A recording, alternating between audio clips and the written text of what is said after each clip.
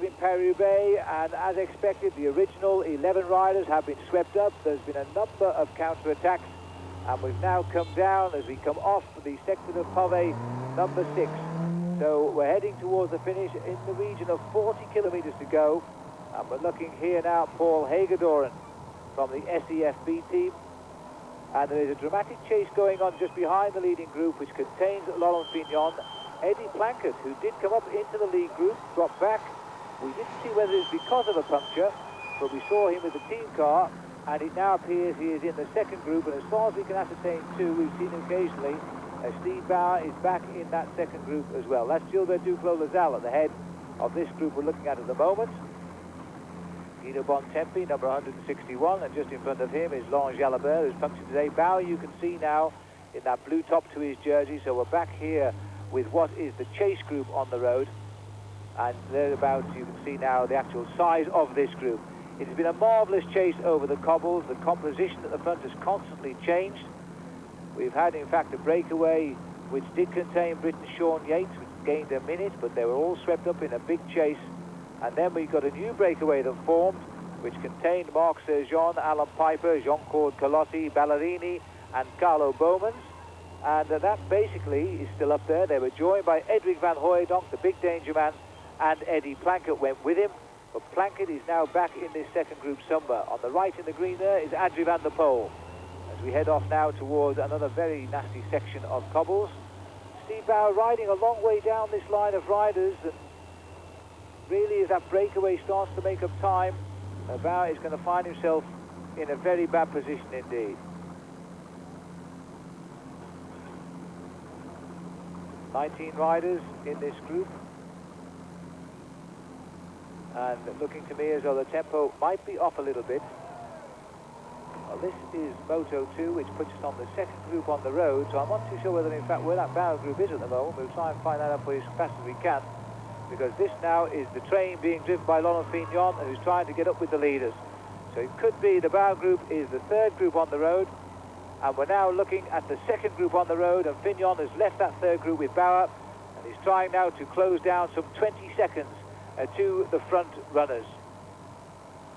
So Laurent Fignon, the RMO rider in white there, is Michel Vermont, who started the winning breakaway in the Tour de Flanders. Number 61 here will be Tom Cordis, former world champion from the PDM team. And looking down now at the head of the race, 18 seconds for Fignon. So Fignon, who is driving that group along, he did so much work in the Tour, in the Paris-Roubaix rather, a year ago. Let's hope he's not overcooking it this time. Number 86 that we've just caught a glimpse of too, that's Hendrik Redant, strong man indeed. And we feel now the gap is down to around 12 seconds. So this Paris-Roubaix is coming down to a final showdown over the last few stretches of cobbles. It's going to be far from decisive at this point, as the attacks come thick and furious now, as riders dash for the narrow roads and the cobblestones to come. Some very bad roads still left ahead before they run down into the finish at Roubaix. There's Marc Sergeant, who was originally in this breakaway group, and Alan Piper is still here in this group, number 103.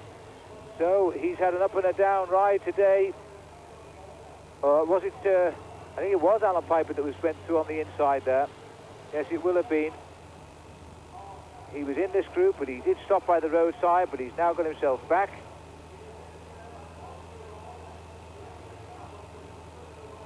Number 82 on the right there, Peter de Klerk. Jean-Claude Colotti, also in this front group. Carlo Bowmans. One or two riders having sprinted across the gap here. There's Bowmans. And looking too for Edwig van Hooijdonk. Here is the train behind with Michel Vermont sitting in there in second place, and there's the gap ahead. So it's all coming together again. There's Laurent Fignon that brings his group across towards the leaders. We have now a large group of riders, and it looks to be around 20 to 25 men when they all come together. The world champion Rudy Dawns too. Now there's a man who has adored Paris-Roubaix over the years and always turned up extremely good performances long before he won his world title. First came to the fore in Paris-Roubaix back in 1985 when he finished 5th. Since then he's had a 2nd and a 3rd. And of course last year he won the world title. He wasn't even going to start this race earlier this week. And now he's come across here to build this front group.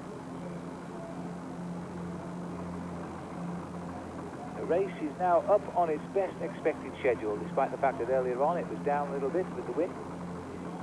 The wind has dropped quite considerably. The weather is most pleasant now to watch Paris-Roubaix. Marc Sergeant. Edwig van Hooijdonk just in front of him. The group now perhaps a little bit unwieldy here. Laurent Jalabert, 35.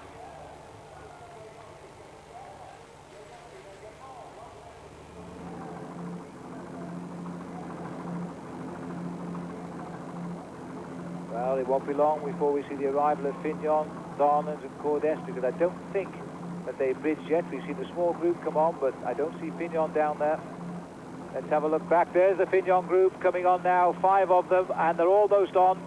The world champion taking his turn at the front. They're now back in this race in a big way, and there's some big names. There's Fignon. Tom Cordes going around the corner there. Michel Vermont was in 2nd place. The group has now grown yet again. The world champion just dangling off the back, but will be very happy with his form now. Rudy Darnan's coming up towards the leading group in Paris-Roubaix.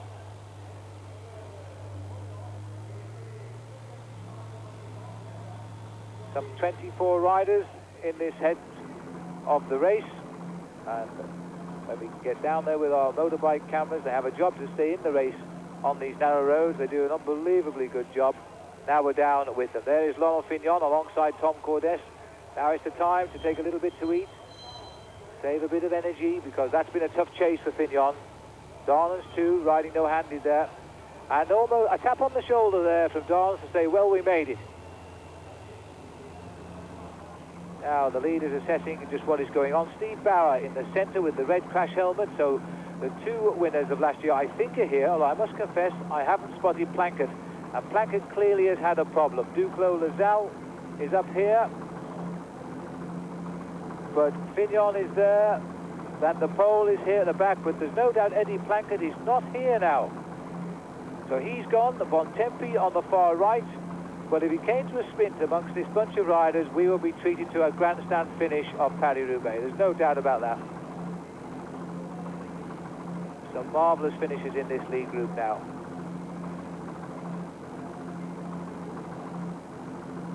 Pace being slowed right down.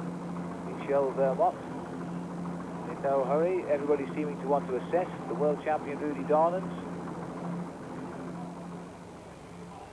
who's been troubled by bronchitis for a couple of weeks now and had no chance to show his form.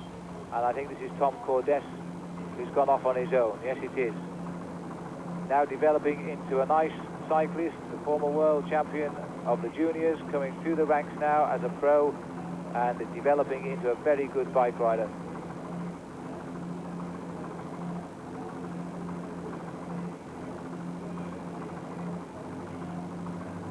And Cordes getting himself a little bit of company. He won the Tour of Spain and the Tour of Murcia last year.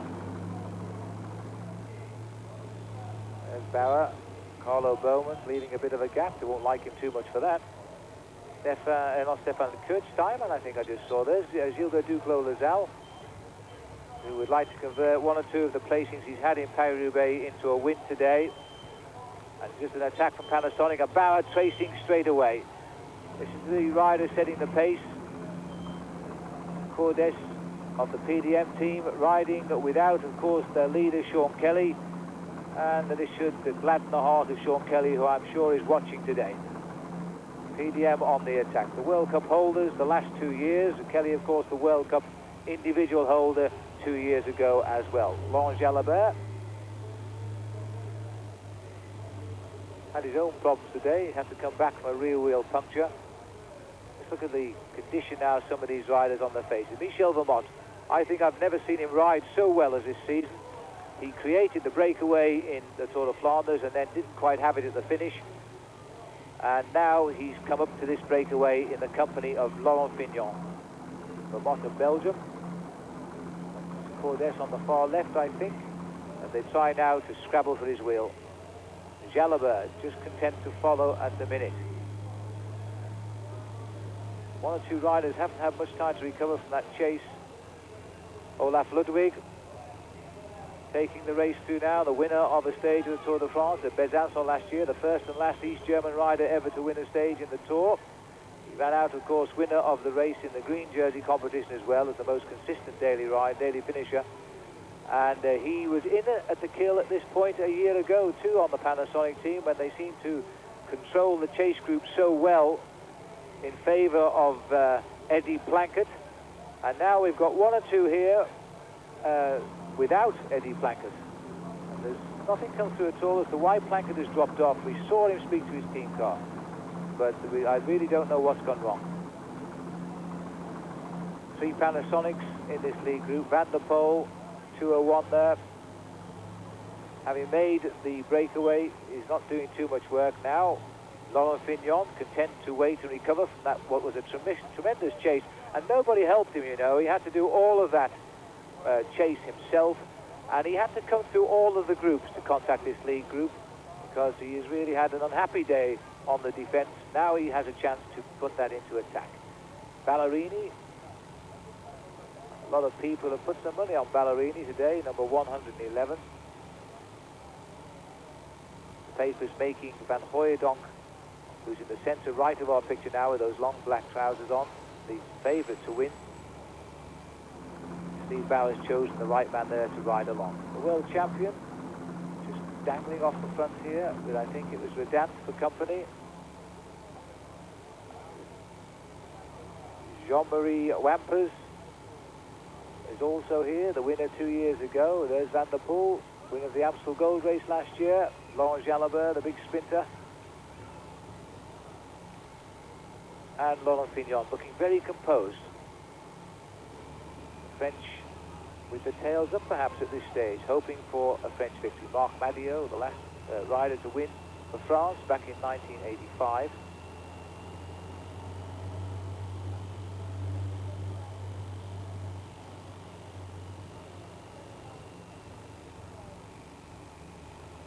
Well, I don't know how many's in this front group, but it's a healthy size now. There'll be a lot of tactics played out before we get to the finish. Bauer commanding 3rd position in the line and allowing the gap to open a little bit.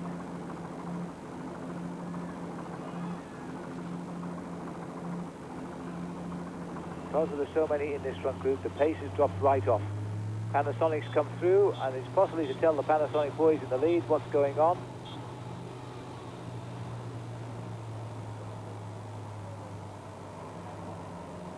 Always someone willing to attack, and while they're all having a chat with the Panasonic car, we've got Philippe Louvio here going clear.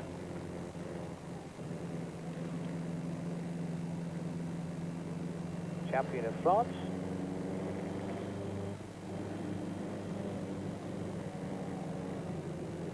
So the field largely having regrouped in the Paris-Roubaix, and for the moment at least we have the champion of France, Philippe Louvio, trying to go away on his own. We'll take a break. Sunday, alive. Get the action.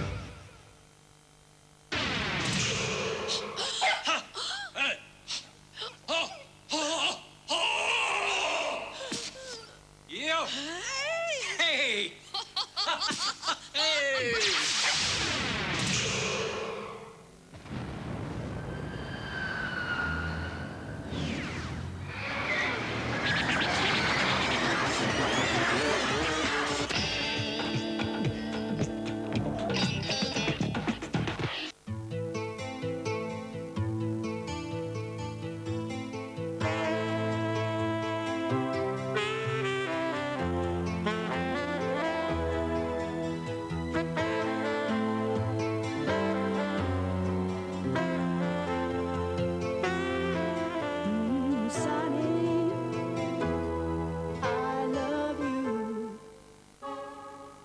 Michael Prufer.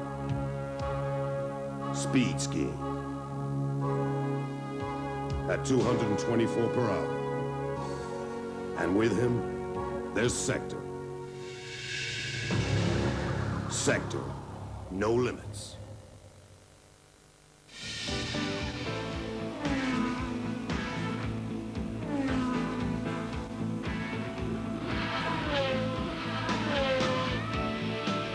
At Goodyear, there's a little Formula One in every tire we make. Goodyear, engineered beyond expectation.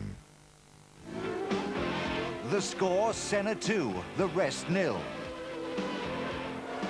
Next stop, San Marino. In Brazil, Mansell spun.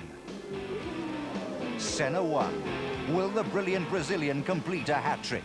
The San Marino Grand Prix on April 28th, live on Eurosport, in association with Canon Cameras, Champion Spark Plugs, and Longines. Sunday. Alive. Get the action.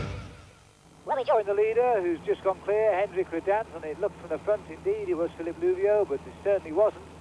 It's the Lotto rider from Belgium, Hendrik Redant, who's gone off the front of the group. Still a long way from the finish in Roubaix, but Paris-Roubaix is a race for the attacker.